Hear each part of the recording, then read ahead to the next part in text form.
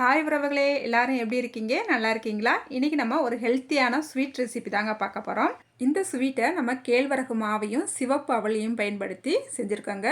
இப்போ அடிக்கிற குளிருக்கும் நம்ம உடம்ப நம்ம ஹெல்த்தியாக எப்படி வச்சுக்கிறோன்னா, இந்த மாதிரி சில உணவுகள் எடுத்துக்கொள்ளும் போது நம்ம உடம்பு ரொம்ப ஹெல்த்தியாக இருக்கும். குழந்தைகளுக்கும் கொடுத்தோம்னா நோய் எதிர்ப்பு சக்தியும் அதிகரிக்கும். சரி வாங்க, இந்த ரெசிபி எப்படி செய்யலான்னு பார்த்துடலாம். இப்போ ஒரு கடாய் அடுப்பில் வச்சுக்கிட்டு 2 டேபிள் ஸ்பூனுக்கு வறுத்த வேர்க்கடலை சேர்த்துருக்கிறேன். 1 நிமிஷம் மட்டும் இதை நல்லா வறுத்துக்கலாங்க. அதுக்கப்புறமா 2 டேபிள் ஸ்பூனுக்கு கருப்பு எள் சேர்த்துருக்கிறேன். இந்த எள்ளுலையும் அதிகப்படியான சத்துக்கள் நிறைந்திருக்குது. நல்ல ரத்த ஓட்டத்தை அதிகரிக்கும், ரத்தமும் அதிகரிக்கும், அதுக்கப்புறம் ஞாபக சக்தியை அதிகரிக்கும், உடல் வலிமை பெறும். அதனாலேயேவும் நம்ம இந்த ரெசிபிக்கு நம்ம இன்றைக்கி பயன்படுத்தியிருக்கோங்க. அதுக்கப்புறமா ஒரு 2 டேபிள் ஸ்பூன் பொரிகடலை சேர்த்துக்கலாம். இந்த பொரிகடலை சேர்த்துட்டு நல்லா எள்ளுமே நம்மளுக்கு நல்லா வறுபட்டு வந்துருச்சு. பொரிகடலை சேர்த்துட்டு ஒரு செகண்ட் மட்டும் நல்லா கலந்து விட்டுட்டு நம்ம அடுப்பை ஆஃப் பண்ணிக்கலாங்க. இப்போ இந்த பொருட்களையெல்லாம் வேற ஒரு பாத்திரத்துக்கு மாற்றிட்டு நல்லா ஆற விட்டுறலாம். இப்போ அதே கடாயை அடுப்பில் வச்சுக்கிட்டு 1 கப்புக்கு சிவப்பு அவல் சேர்த்துருக்கேங்க. இந்த சிவப்பு அவல்லையும் எண்ணற்ற சத்துக்கள் நிறைஞ்சிருக்குங்க. நார் சத்து அதிகமாக இருக்குது. அதே போல் கெட்ட கொழுப்பையும் குறைக்குங்க, புற்றுநோய் வராமல் தடுக்கும். நம்ம உடம்புல இரும்பு சத்து குறைவாக இருக்கிறதுனால தான் நம்மளுக்கு ரத்தம் குறைவாக இருக்குது.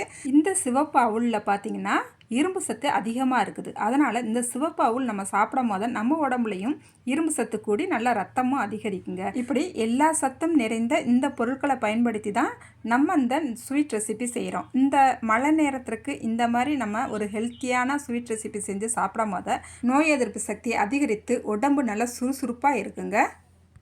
இப்போ நம்ம அவளை 2-3 நிமிஷம் நல்லா வறுத்துக்கிட்டாச்சு. இப்படி எடுத்து நம்ம கையில் அப்படி நொறுக்கும் போது நல்லா நொறுங்கி வரும். இந்த அளவுக்கு வந்தால் போதும். இப்போ அவளை எடுத்து ஒரு பாத்திரத்துக்கு மாற்றிக்கலாம்.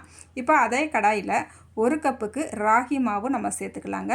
இப்போ ராகி மாவை சேர்த்துக்கிட்டு அடுப்பை மிதமான தீயில வச்சுக்கிட்டு நல்லா வாசனை வர வரைக்கும் இந்த ராகி மாவை வறுத்துக்கலாம்.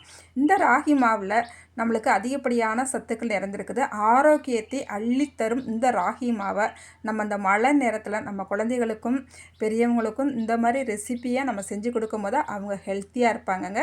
இப்போ நம்ம ராகி மாவை 4-5 நிமிஷம் நல்லா வறுத்துக்கிட்டாச்சு.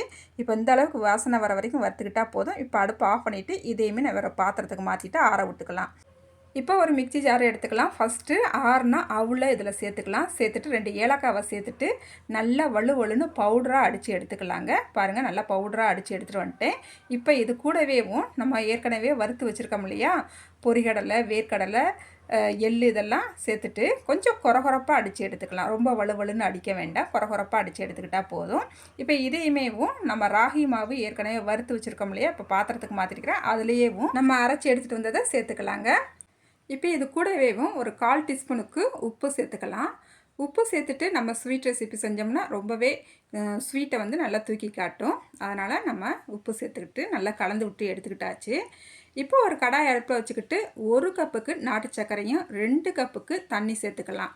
இந்த எந்த கப்பில் நம்ம ராகி மாவு எடுத்தோமோ அதே கப்பில் தான் மற்ற எல்லா பொருட்களையும் நம்ம அளந்து எடுத்துருக்குறோம். அடுப்பை மிதமான தீயில வச்சுக்கிட்டேவும் இந்த நாட்டு சர்க்கரையை நல்லா கரைச்சி எடுத்துக்கலாம். நம்மளுக்கு பாகு பதம் எதுவும் தேவையில்லை. இப்போ நம்மளுக்கு நாட்டு சர்க்கரை நல்லா கரைஞ்சி வந்துருச்சு. இந்த அளவுக்கு வந்தால் போதும். இப்போ அடுப்பை ஆஃப் பண்ணிவிட்டு இதை வடிகட்டி எடுத்துக்கலாம்.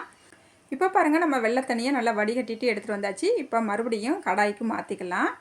மாற்றிட்டு இதை மிதமான தீயில வச்சுக்கிட்டேவும் நல்லா கொதிக்க விடணுங்க. ரொம்ப ஏற்றி வச்சு நம்ம கொதிக்க விடும் போது இந்த தண்ணி வற்றி போகிறதுக்கும் வாய்ப்பு இருக்குது. அதனால் மிதமான தீயில வச்சுக்கிட்டேவும் லைட்டாக இது கொதி வந்தால் போதும். இப்போ பாருங்கள், நல்லா முறை கூட்டி கொதி வர ஆரம்பிச்சிருச்சு. இந்த நேரத்தில் நம்ம மாவை இதில் சேர்த்துக்கலாம். சேர்த்த உடனே அடுப்பை ஆஃப் பண்ணிடணுங்க. நல்லா கலந்து விட்டுக்கலாம். பாருங்கள், நம்மளுக்கு இந்த மாவு அப்படியே சாஃப்டாக இருக்கும். அப்படியே தொடும் போதே அவ்வளோ சாஃப்டாக இருக்கும். இந்த ஸ்வீட் ரெசிபி சாப்பிடும் போதே அவ்வளோ டேஸ்ட்டாக இருக்கும். இப்போ லாஸ்ட்டாக 1 ஸ்பூனுக்கு மட்டும் நெய் சேர்த்துக்கலாம். நெய் சேர்த்துட்டு நல்லா கலந்து விட்டுக்கலாங்க. இப்போ பாருங்கள், நல்லா கலந்து விட்டுக்கிட்டாச்சு. இப்போ இதை மூடி வச்சிடலாம். ஒரு 3 நிமிஷத்துக்கு அப்படியே விட்டுறலாம். அதுக்கப்புறமா நம்ம பார்க்கலாம். இப்போ மூடி வச்சு ஒரு 3 நிமிஷம் ஆயிடுச்சுது. இப்போ நல்லா சாஃப்டாக இருக்குது. இது கூடவேவும் ஒரு 1/2 கப்புக்கு தேங்காய் பூ சேர்த்துக்கலாம். தேங்காய் பூ மிஸ் பண்ணாமல் சேர்த்துக்குங்க, நல்ல ஒரு டேஸ்ட்டு கிடைக்கும். இப்போ நம்ம கையால் நல்லா கலந்து விட்டுக்கலாம். ரொம்ப அழுத்தியெல்லாம் கலந்து விட வேணாம், லைட்டாக மட்டும் கலந்து விட்டுக்கலாம். இப்போ நல்லா கலந்து விட்டுக்கிட்டாச்சு. கையில் கொஞ்சமாக நெய் தடவிக்கிட்டேன். இப்போ கொஞ்சமாக மாவு எடுத்துக்கலாம். நல்லா அழுத்தி உருண்டை பிடிச்சிக்கலாங்க. நல்லா உருண்டையாக உருட்டி எடுத்துக்கலாம். அதுக்கப்புறமா நல்லா உள்ளங்கையில் வச்சு ஒரு அழுத்தினோம்னா நம்மளுக்கு இந்த மாதிரி வந்துடும். இந்த மாதிரி வந்த பிறகு ஓரங்களை நல்லா அழுத்தி விட்டுக்கலாங்க. பாருங்கள், இதே போல் நான் எல்லாத்தையும் ரெடி பண்ணி எடுத்துக்கிறேன். உங்களுக்கு நீங்கள் உருண்டையாகவே பிடிச்சி நான் வேக வச்சு எடுத்துக்குவேன் அப்படின்னு சொன்னால் கூட நீங்கள் அந்த மாதிரி கூட பண்ணிக்கலாம். இப்போ இது எல்லாத்தையுமே நான் ரெடி பண்ணி எடுத்துக்கிட்டேன். இப்போ ஒரு இட்லி சட்டியில் தண்ணியை ஊற்றி நல்லா கொதி வர ஆரம்பிச்சிருச்சு. நம்ம ரெடி பண்ணி எடுத்து வச்சுருக்கிறத கண் தட்டில் வச்சு நான் உள்ளே வச்சு மூடி இருக்கிறேன். ஒரு 6 நிமிஷத்துக்கு நல்லா வேக விட்டுறலாங்க. அதுக்கப்புறமா நம்ம பார்க்கலாம். இப்போ நம்ம உள்ளே வச்சு 6 நிமிஷம் ஆயிடுச்சுது.